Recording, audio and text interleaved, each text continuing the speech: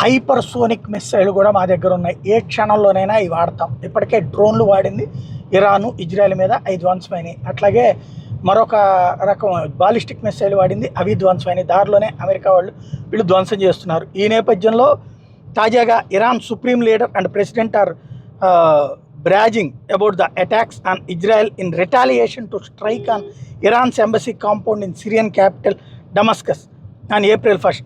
Ayatollah Ali Khamenei tweeted in Hebrew that Al-Quds will be in the hands of Muslims. His post on X indicated a new promise of a victory at Al-Aqsa Mosque in Jerusalem amid the war in Gaza. Meanwhile, in an address on Sunday, Ibrahim Raisi said that Israel was punished as promised by Iran's leaders. ఇది ఇంతకుముందే మేము దెబ్బతీసి తీరతాం, ముస్లింలకు అన్యాయం చేసినందుకు, ఏదైతే మసీదుని అల్ అక్సా మసీదుని లాక్కున్నందుకు మేము ప్రతీకారం తీర్చుకుంటామని ఏదైతే చెప్పారో అందులో భాగంగానే ఈ ప్రతీకార చర్య తప్పించి మరేమీ లేదు అన్నటువంటిది ఇప్పుడు ఇరాన్ చెప్పే ప్రయత్నం చేస్తోంది.